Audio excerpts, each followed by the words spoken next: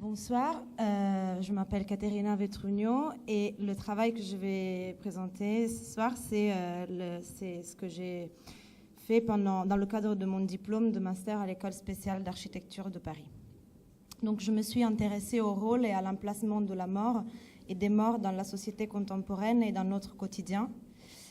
Et les questions qui ont guidé ma recherche ont été quelle est la place et la fonction de l'espace des morts dans le milieu urbain et dans la société contemporaine? Quelle est la potentialité d'un rapprochement des lieux de sépulture au centre-ville? Et quel serait l'impact culturel et social provoqué?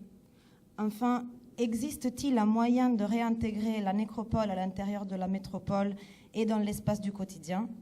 Cette ouverture pourrait devenir, tout en préservant l'intimité de l'espace de prière, une solution pour maintenir en vie cet espace dédié aux morts. Donc j'ai choisi pour l'implantation de mon projet le site du cimetière du Père-Lachaise à Paris. Et j'ai décidé donc de travailler sur le mur du cimetière en tant que limite et discontinuité dans le tissu urbain, barrière sonore entre la frénésie de la ville et le silence du lieu sacré, charnière et interface entre deux espaces publics, le trottoir et la ville d'un côté, le cimetière et le parc de l'autre. Le mur du cimetière aussi devient un élément symbolique, séparation entre la verticalité du corps en vie et l'horizontalité du défunt, et entre horizontalité de la ville et de ses déplacements et verticalité du cimetière en tant que lien spirituel entre ciel et terre. Donc le mur devient l'image d'une colonne vertébrale où viennent s'ancrer différentes vertèbres, les projets, toutes différentes entre elles en taille et fonction, séparées et indépendantes. Et chaque projet est une unité, il marche de manière autonome mais fait partie d'un système unitaire relié par un parcours, la moelle, qui les rend partie d'un ensemble. J'ai commencé à concevoir le projet à travers les dessins qu'il y a au milieu. Il s'agit d'archétypes qui décrivent des situations, des sensations, des espaces non contextualisés. Ce sont des espaces qui créent des outils générés d'un inconscient, qui n'ont pas une échelle. Il n'y a aucun personnage sur les dessins, aucun repère spatial, et qui créent une dialectique avec le corps.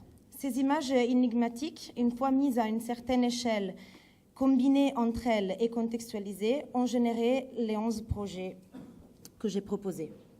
Donc le mur du Père-Lachaise assume, juste pour expliquer un peu le projet en général, le mur du Père-Lachaise assume différentes configurations et aspects tout le long du périmètre.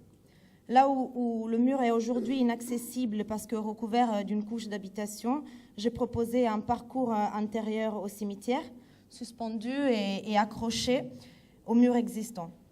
Le mur de la façade principale qui donne sur le boulevard Ménilmontant, même s'il abrite différentes figures, a été traité en tant qu'un élément unique. Et de la même façon, sur la façade nord-ouest, où la topographie du cimetière déborde de la limite jusqu'au parc de Champlain, les différents projets proposés font partie d'un même langage architectural. Donc certains de ces moments, comme je les ai appelés, ces petits projets, se trouvent à l'intérieur du cimetière, d'autres sur la limite, et d'autres encore se sont échappés ailleurs dans la ville. Donc ce que vous voyez à droite, il y a 3 des 11 projets que j'ai proposés. Juste pour terminer, ce projet, pour moi, ce n'était pas une proposition d'amélioration du fonctionnement du cimetière, mais une possibilité, une vision différente du cimetière à travers la ville et de la ville à travers le cimetière. Donc, qu'est-ce qui émerge de la rencontre entre espace des morts et espace des vivants? Un espace autre, de transition, qui ne modifie ni l'un ni l'autre. Et le projet est conçu pour avoir une certaine utilité, mais aussi comme un parcours moral et symbolique, où on acquiert une nouvelle conscience des deux espaces, la ville et le cimetière, à travers la création d'un troisième, un entre-deux.